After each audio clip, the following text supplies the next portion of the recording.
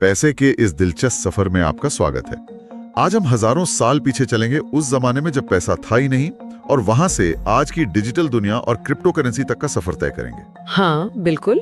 ये सिर्फ सिक्कों और नोटों की कहानी नहीं, ये इंसान के भरोसे, उसकी जरूरतों और तकनीक के साथ कदम मिलाने की कहानी है। बिल्कुल। पैसा असल में इंसान के सबसे महत्वपूर्ण सामाजिक आविष्कारों में से एक है। सही। ये सिर्फ लेन देन का जरिया नहीं, बल्कि मूल्य मापने का पैमाना और उसे सहेज कर रखने का तरीका भी है। इसका विकास ये सीधे तौर पर हमारी सभ्यता से जुड़ा है, व्यापार के फैलने से और हाँ, तकनीक के आने से भी। तो आज हम यही परतें खोलेंगे। हाँ, आज हम देखेंगे कि कैसे पैसे के हर नए रूप ने पिछले वाले की कमियों को दूर करने की कोशिश की। बढ़िया, तो शुरू करते हैं उस समय से जब पैसा था ही नहीं, वस्तु विनिमय या बार्टर का जमाना। जी। भेड़ के बदले अनाज, औजार के बदले नमक। सुनने में तो सीधा लगता है, पर क्या ये वाकई इतना आसान था? ये उतना सीधा नहीं था जितना लगता है। सबसे बड़ी चुनौती थी जरूरतों का दोहरा संयोग। जरूरतों का दोहरा संयोग? हाँ, यानी मुझे जो चाहिए वो आपके पास हो और आपको जो चाहिए वो मेरे पास हो, वो भी सही समय और सही मात्रा में। हाँ, ये तो मुश्किल है। सोचिए, अगर मुझे जूते चाहिए और मेरे पास मछली है, लेकिन जूता बनाने वाले को मछली नहीं अनाज चाहिए, तो सीधा सौदा नामुमकिन था। बिल्कुल। इसीलिए मानव विज्ञानी मानते हैं कि पूरी तरह से वस्तु विनिमय पर आधारित अर्थव्यवस्थाएं शायद ही कभी रही हों। अच्छा। शुरुआती समाजों में, खासकर छोटे समुदायों में, हाँ। विश्वास, उधार और तोहफे देने की प्रणालियां ज्यादा आम थीं। ये लेन देन के साथ सामाजिक रिश्ते भी बनाती थीं। दिलचस्प। यानी पैसे का आइडिया आने से पहले हिसाब किताब और लेन देन के अप्रत्यक्ष तरीके मौजूद थे। हाँ बिल्कुल। जैसे खेती की शुरुआत हुई लगभग 9000-6000 ईसा पूर्व। उसके बाद पशुधन जैसे गाय, भेड़, ऊंट, ये एक तरह से मूल्य के मानक बन गए। अच्छा, इन्हें धन का शुरुआती रूप कह सकते हैं? हाँ, कह सकते हैं। मेसोपोटामिया में तो कर्ज और चीजों की कीमतें चांदी के शक्ल में मापी जाती थीं, भले ही भुगतान अनाज या पशुधन में होता हो। हिसाब रखने के लिए। हाँ, इसी तरह मिट्टी के टोकन या निशान वाले टैबलेट का इस्तेमाल हिसाब रखने के लिए होता था, जैसे एक टोकन मतलब एक भेड़। समझ गया। और कई शिकारी संग्राहक समाजों में कीमती चीजें उपहार या श्रद्धांजलि के रूप में दी जाती थीं, जैसे मिलानेशिया के प्रसिद्ध कुला रिंग्स, शंख के हार होते थे वो। अच्छा। ये व्यापार के साथ सामाजिक हैसियत भी तय करते होंगे। बिल्कुल, सामाजिक हैसियत भी। तो धीरे धीरे कुछ चीजें ऐसी उभरी जिन्हें ज्यादातर लोग मूल्यवान मानने लगे और लेन देन के लिए स्वीकार करने लगे। यहीं से वस्तु मुद्रा का दौर शुरू हुआ। सही कहा। इन्हें कमोडिटी मनी या वस्तु मुद्रा कहते हैं। ऐसी चीजें जिनका भुगतान के रूप में इस्तेमाल होता था और जिनका अपना भी कोई इस्तेमाल या मूल्य होता था। हाँ। आदर्श वस्तु मुद्रा में कुछ गुण होने जरूरी थे। टिकाऊ हो, लाने ले जाने में आसान हो, पोर्टेबल। हाँ, पोर्टेबल। छोटे हिस्सों में बांटी जा सके, डिविजिबल हो, दुर्लभ हो, हर इकाई एक जैसी हो, यूनिफॉर्म, और लोग उसे मूल्यवान माने। ये वस्तु विनिमय से अगला तार्किक कदम था। बिल्कुल। जैसे नमक, मैंने सुना है सैलरी शब्द वहीं से आया है। बिल्कुल सही। प्राचीन रोम में नमक इतना कीमती था कि सैनिकों को वेतन के हिस्से के तौर पर सलारियम यानी नमक भत्ता मिलता था। हाँ। वाह। अफ्रीका और एशिया में हजारों साल तक कौड़ियां काउरी शेल्स मुद्रा की तरह इस्तेमाल हुई। कौड़ी? हाँ, कौड़ियां। चीन में लगभग 1200 ईसा पूर्व से लेकर अफ्रीका में 20वीं सदी तक ये छोटी, टिकाऊ और गिनने में आसान थीं। तो ये काफी फैली हुई थी। बहुत। यूरोपीय व्यापारी तो अफ्रीका से सामान और गुलाम खरीदने के लिए अरबों कौड़ियां ले गए थे। और क्या अनोखे उदाहरण है इसके। लगता है हर सभ्यता ने अपनी जरूरत के हिसाब से कुछ न कुछ चुन लिया था। हाँ, कई तरह की चीजें पैसा बनी। रोजमर्रा की जरूरतें जैसे अनाज, दुर्लभ चीजें जैसे एज़टेक सभ्यता में कोको बीन्स चॉकलेट वाली। हाँ वही। औपनिवेशिक अमेरिका में तंबाकू और वैम्पम जो शंख के मन के होते थी। अच्छा। 18वीं सदी के कनाडा में बीवर की खाल इतनी महत्वपूर्ण थी कि एक बंदूक की कीमत 12 खालें तय थी। कमाल है। यहाँ तक कि इटली में आज भी कुछ बैंक पार्मेजान चीज को लोन के बदले गिरवी रखते हैं। क्या बात है। हाँ। चीज को गिरवी रखते हैं। हाँ। लेकिन धीरे धीरे सोना, चांदी और तांबा जैसी धातुएं वो अपने टिकाऊपन, पोर्टेबिलिटी, विभाज्यता और दुर्लभता के कारण सबसे आगे निकल गई। हाँ, धातुएं ज्यादा भरोसेमंद लगी होंगी तो धातुओं के बाद अगला बड़ा कदम सिक्के थे। ये सिर्फ धातु का टुकड़ा नहीं थे, इनमें एक भरोसे की मोहर भी थी। एकदम सही। निश्चित वजन और शुद्धता वाले पहले असली सिक्के लगभग 600-700 ईसा पूर्व में लिडिया राज्य, आज का तुर्की, वहां बने। लिडा में, हाँ लिडा में, ये इलेक्ट्रम के थे जो सोने और चांदी का प्राकृतिक मिश्रण होता है, और उन पर राजा या सरकार का निशान जैसे शेर लगा होता था। अच्छा, एक गारंटी की तरह। बिल्कुल। इस निशान का मतलब था कि जारी करने वाले ने इसके वजन और शुद्धता की गारंटी ली है। अब हर बार धातु को तौलने या परखने की जरूरत नहीं रही। हाँ, इससे व्यापार बहुत आसान हुआ होगा। बहुत आसान और तेज बना दिया इसने व्यापार को। और लगता है ये विचार जंगल की आग की तरह फैला। शासकों को इसमें अपना फायदा भी दिखा होगा, टैक्स वगैरह के लिए। बिल्कुल। यूनानियों ने, जैसे एथेंस का उल्लू वाला सिक्का बहुत मशहूर है। हाँ। रोमनों ने दिनारियस निकाला, भारतीयों ने पंच मार्क वाले सिक्के बनाए, और चीनियों ने इसे तेजी से अपनाया। चीन का सिस्टम अलग था शायद। हाँ, चीन ने स्वतंत्र रूप से कांसे के औजार जैसे कुदाल, चाकू, इनके आकार के सिक्के बनाए, और बाद में बीच में छेद वाले गोल सिक्के। छेद वाले, वो क्यों? शायद धागे में पिरोकर रखने के लिए आसानी होती होगी। अच्छा। सिक्कों ने न सिर्फ व्यापार को आसान बनाया और अर्थव्यवस्थाओं को जोड़ा, बल्कि सरकारों के लिए टैक्स वसूलना, हाँ, टैक्स, और अपना प्रचार करना भी आसान कर दिया। सिक्कों पर शासकों और देवताओं की तस्वीरें छापी जाती थी। हाँ, प्रोपेगेंडा का एक जरिया बन गए। बिल्कुल। रोम तो पहला ऐसा समाज बन गया जहां रोजमर्रा के जीवन में सिक्कों का बड़े पैमाने पर इस्तेमाल होता था। अच्छा। लेकिन हाँ, जालसाजी भी एक बड़ी समस्या बन गई। नकली सिक्के बनने लगे। ये तो होना ही था। अब सोचकर ही लगता है कि बड़े सौदों के लिए सिक्कों की बोरियां ढोना कितना मुश्किल होता होगा। क्या इसी मुश्किल ने कागज के नोटों को जन्म दिया? हाँ, वजन और असुविधा एक बड़ी वजह थी, और ये क्रांतिकारी विचार भी सबसे पहले चीन में आया। फिर से चीन? हाँ, चीन 7वीं सदी ईस्वी, तांग राजवंश के आसपास। अच्छा। बड़े लेन देन के लिए हजारों भारी तांबे के सिक्के ले जाना बहुत मुश्किल था। जाहिर है। तो व्यापारियों ने एक दूसरे को जियाओजी नाम के निजी नोट देने शुरू किए। ये असल में जमा किए गए सिक्कों के रसीदें थी, जिन्हें बाद में भुनाया जा सकता था। तो ये निजी व्यवस्था थी शुरुआत में। सरकार कब तस्वीर में आई? शुरुआत निजी तौर पर हुई, लेकिन 11वीं सदी में सोंग राजवंश की सरकार ने इसकी सफलता को देखते हुए आधिकारिक तौर पर कागजी मुद्रा जारी करना शुरू कर दिया। अच्छा, दुनिया के पहले सरकारी कागजी नोट? जी हाँ, चीन ने लगभग 500 साल तक 9वीं से 15वीं सदी तक कागजी मुद्रा का इस्तेमाल किया। 500 साल, काफी लंबा समय। हाँ, लेकिन फिर एक समस्या आई। सरकार ने जरूरत से ज्यादा नोट छाप दिए। अच्छा, वही हुआ जिसका डर रहता है, इन्फ्लेशन। भयंकर महंगाई, मतलब हाइपर इन्फ्लेशन आ गई, और लोगों का भरोसा उठ गया। 15वीं सदी तक इसका इस्तेमाल बंद हो गया। तो चीन में बंद हो गया, लेकिन ये आइडिया पश्चिम तक कैसे पहुंचा? ये विचार मंगोल साम्राज्य के जरिए पश्चिम तक फैला। मंगोल? हाँ, मंगोलों ने चीन पर राज करते हुए कागजी मुद्रा का इस्तेमाल जारी रखा, और मार्को पोलो जैसे यूरोपीय यात्रियों ने वापस जाकर इसके बारे में लिखा। अच्छा, मार्को पोलो ने बताया यूरोप को? हाँ, लेकिन यूरोप ने इसे अपनाने में बहुत देर लगाई। स्वीडन ने 1661 में, और फिर इंग्लैंड ने 17वीं सदी के अंत में बैंकनोट जारी किए। इतनी देर क्यों लगाई यूरोप ने? शायद भरोसा बनने में समय लगा। ये शुरुआती यूरोपीय नोट्स प्रतिनिधि मुद्रा थे। प्रतिनिधि मुद्रा मतलब अब बैंक जाकर नोट के बदले सोना या चांदी ले सकते थे। ये सिर्फ एक रसीद थी, असल मूल्य सोने या चांदी में था। समझ गया। अब जैसे जैसे व्यापार बढ़ा और दुनिया सिकुड़ती गई, सिर्फ नोट और सिक्के काफी नहीं रहे होंगे। पैसे को दूर तक सुरक्षित भेजना और करना भी एक चुनौती रही होगी। बिल्कुल। यहीं से मध्य युगीन बैंकिंग और क्रेडिट के साधनों का विकास हुआ। मिसाल के तौर पर नाइट्स टेम्पलर, योद्धा भिक्षु। हाँ, वही।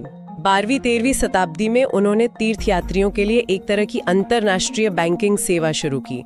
आप एक जगह सोना जमा करते थे, एक कोड वाला पत्र लेते थे, और हजारों मील दूर दूसरे टेम्पलर अड्डे पर वो पत्र दिखाकर पैसे निकाल सकते थे। कमाल है, बिना सोना साथ लिए। हाँ, बिना सोना साथ लिए सुरक्षित यात्रा करना संभव हो गया। और इटली के मशहूर बैंकर जैसे मेडिसी परिवार, उन्होंने क्या भूमिका निभाई? 13वीं से 15वीं सदी में फ्लोरेंस, वेनिस जैसे इतालवी शहर व्यापार और बैंकिंग के बड़े केंद्र बने। मेडिसी जैसे शक्तिशाली परिवारों ने आधुनिक बैंकिंग की नींव रखी।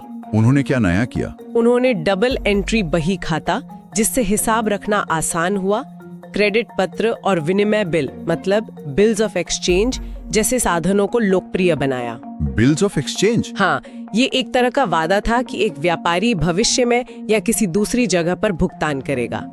इससे पूरे यूरोप में पैसा भेजना आसान हो गया। इसी तरह इस्लामी दुनिया में हवाला जैसी विश्वास आधारित प्रणालियां भी विकसित हुई। हवाला? हाँ, ये भी भरोसे पर आधारित सिस्टम था। धीरे धीरे स्थायी बैंक भी बनने लगे, जैसे बार्सिलोना में 1401 में और वेनिस में 1587 में। तो पहले निजी व्यापारियों और बैंकों ने रास्ते दिखाए, फिर धीरे धीरे सरकारें आईं और उन्होंने पैसे पर अपना नियंत्रण बढ़ाया। हाँ, 17वीं सदी में जब यूरोप में शक्तिशाली राष्ट्र राज्य बन रहे थे, तो सरकारों ने महसूस किया कि मुद्रा जारी करने और उसे नियंत्रित करने का अधिकार उनके पास होना चाहिए। अपना कंट्रोल जरूरी समझा। बिल्कुल। स्वीडन का रिक्स बैंक 1668 में और बैंक ऑफ इंग्लैंड 1694 में दुनिया के शुरुआती केंद्रीय बैंकों में से हैं। Bank of England 1694? हाँ, बाद में बैंक ऑफ फ्रांस 1800 और अमेरिका का फेडरल रिजर्व 1913 जैसे संस्थान बने। फेडरल रिजर्व काफी बाद में बना? जी। इन केंद्रीय बैंकों ने राष्ट्रीय बैंक नोट जारी किए, देश के सोने के भंडार का प्रबंधन किया, अर्थव्यवस्था को स्थिर रखने की कोशिश की और दूसरे बैंकों के लिए अंतिम ऋणदाता बने। अंतिम ऋणदाता मतलब जब कोई बैंक मुसीबत में हो? हाँ, बिल्कुल। देशों ने अपनी मुद्राएं तय की, जैसे अमेरिकी डॉलर 1792 में, और पैसा सीधे तौर पर राष्ट्र की शक्ति से जुड़ गया। इसी दौर में स्वर्ण मानक या गोल्ड स्टैंडर्ड की बात आती है, जब पैसा सीधे सोने से जुड़ा होता था। ये व्यवस्था क्यों और कैसे काम करती थी? स्वर्ण मानक 19वीं सदी के अंत और 20वीं सदी की शुरुआत, मतलब लगभग 1870 से 1914 तक बहुत महत्वपूर्ण था। इसका मतलब था कि किसी देश की मुद्रा की कीमत सोने की एक निश्चित मात्रा के बराबर तय कर दी जाती थी। जैसे $1 या £1 स्टर्लिंग का मतलब था सोने का एक निश्चित वजन। अच्छा। क्योंकि कई प्रमुख देशों ने ऐसा किया, तो उनकी मुद्राओं के बीच विनिमय दरें स्थिर हो गई। हाँ, इससे अंतर्राष्ट्रीय व्यापार में आसानी हुई होगी। बहुत आसानी हुई। निवेश में भी। सुनने में तो ये बहुत स्थिर लगता है। फिर ये व्यवस्था खत्म क्यों हो गई? इसमें क्या कमियां थीं? इसकी सबसे बड़ी कमी थी इसका लचीलापन न होना। दुनिया में सोने की मात्रा सीमित थी और वो तेजी से बढ़ते व्यापार की जरूरतों को पूरा नहीं कर पा रही थी। मांग ज्यादा, सप्लाई कम। हाँ, साथ ही अगर किसी देश में आर्थिक मंदी आती, तो सरकार अपनी मर्जी से ज्यादा नोट छापकर अर्थव्यवस्था को सहारा नहीं दे सकती थी, क्योंकि हर नोट के पीछे सोना रखना जरूरी था। ये तो बड़ी दिक्कत थी। पहले विश्व युद्ध ने इस व्यवस्था को तोड़ दिया, क्योंकि देशों को युद्ध के खर्च के लिए बहुत पैसा छापना पड़ा, सोने से कहीं ज्यादा। हाँ, युद्ध में तो सारे नियम टूट जाते हैं। और फिर 1930 की महामंदी ने इसे और कमजोर कर दिया। लेकिन द्वितीय विश्व युद्ध के बाद इसे फिर से जिंदा करने की कोशिश हुई थी ब्रेटन वुड्स समझौते के तहत। हाँ, 1944 में ब्रेटन वुड्स समझौते ने एक नई प्रणाली बनाई। इसमें अमेरिकी डॉलर को सोने से जोड़ा गया, $35 प्रति आउंस। प्रति आउंस? हाँ, और बाकी प्रमुख देशों की मुद्राओं को डॉलर से एक निश्चित दर पर जोड़ा गया। इससे डॉलर दुनिया की मुख्य रिजर्व करेंसी बन गया। अच्छा, डॉलर का दबदबा यहीं से शुरू हुआ? जी हाँ, लेकिन 1960 के दशक में अमेरिका के बढ़ते खर्चों, जैसे वियतनाम युद्ध का खर्च, इसके कारण डॉलर पर दबाव बढ़ा और उसके सोने के भंडार कम होने लगे। आखिरकार 1971 में अमेरिकी राष्ट्रपति निक्सन ने एक तरफा फैसला लेते हुए डॉलर का सोने से संबंध खत्म कर दिया। इसे निक्सन शॉक कहते हैं ना? हाँ, निक्सन शॉक।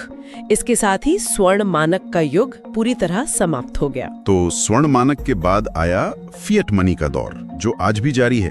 इसका ठीक ठीक मतलब क्या है? ये किस चीज पर आधारित है? फिएट एक लैटिन शब्द है जिसका मतलब है ऐसा किया जाए या यह आदेश है। सरकारी आदेश? हाँ, फिएट मनी ऐसी मुद्रा होती है जिसका अपना कोई आंतरिक मूल्य नहीं होता, जैसे सोने या चांदी का होता है। उसका मूल्य इसलिए होता है क्योंकि सरकार ने आदेश दिया है कि इसे कानूनी तौर पर स्वीकार किया जाएगा। यानी सिर्फ भरोसे पर? हाँ, इसका मूल्य सरकार की स्थिरता और अर्थव्यवस्था की ताकत पर लोगों के भरोसे पर टिका होता है। ये सोचना ही अजीब है कि खरबों डॉलर का वैश्विक सिस्टम अब किसी सोने या चांदी से नहीं बल्कि सरकारों और केंद्रीय बैंकों पर हमारे सामूहिक विश्वास पर चलता है। ये तो बहुत बड़ी बात है। इसने केंद्रीय बैंकों को अर्थव्यवस्था संभालने के लिए ज्यादा लचीलापन दिया है, लेकिन ज्यादा नोट छापने पर महंगाई का खतरा भी बढ़ा दिया है। हाँ, वो खतरा हमेशा रहता है।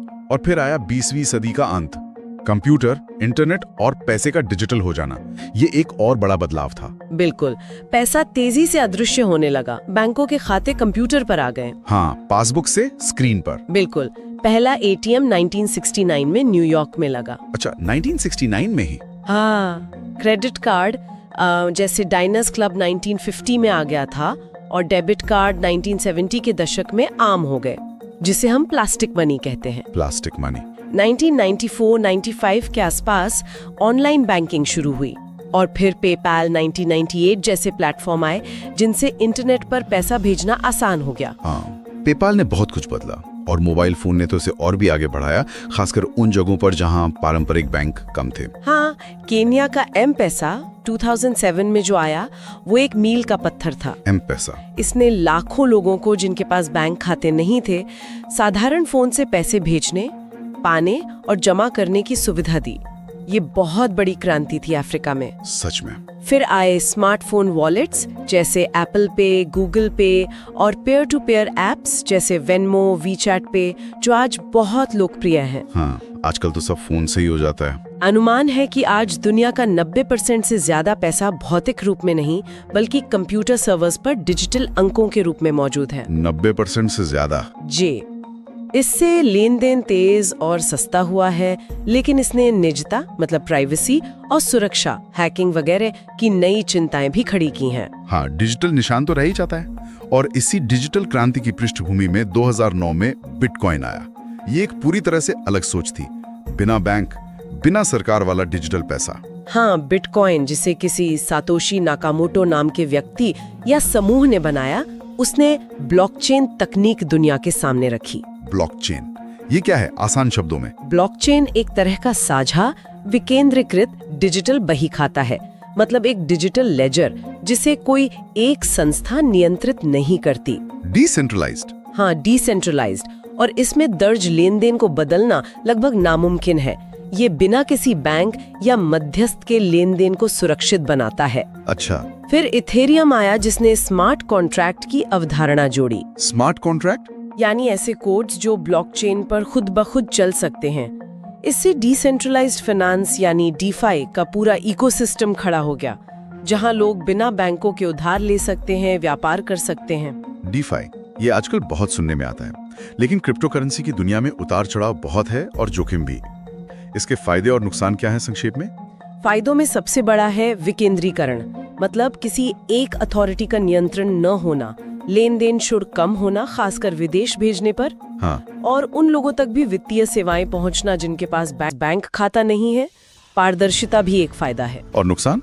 चुनौतियां गंभीर हैं। कीमतों में भारी उतार चढ़ाव मतलब वॉलेटिलिटी इससे रोजमर्रा के इस्तेमाल के लिए अविश्वसनीय बनाता है। हाँ, कीमतें तो बहुत ऊपर नीचे होती हैं। सुरक्षा बड़े जोखिम है, एक्सचेंज हैक हो जाते हैं, घोटाले होते हैं और दुनिया भर की सरकारें अभी तय नहीं कर पाई हैं कि इन्हें कैसे रेगुलेट किया जाए। ये अनिश्चितता भी एक बड़ी चुनौती है। रेगुलेशन की कमी। हाँ। फिर भी एल साल्वाडोर जैसे देश ने इसे कानूनी मान्यता भी दी है। हाँ, वो काफी चर्चा में था। तो इन सब बदलावों के बाद अब आगे क्या? पैसे का भविष्य कैसा दिख रहा है? क्या कैश पूरी तरह खत्म हो जाएगा? भविष्य में कई चीजें एक साथ चलती दिख रही हैं। सबसे बड़ा रुझान है सेंट्रल बैंक डिजिटल करेंसी यानी CBDCs का। CBDCs?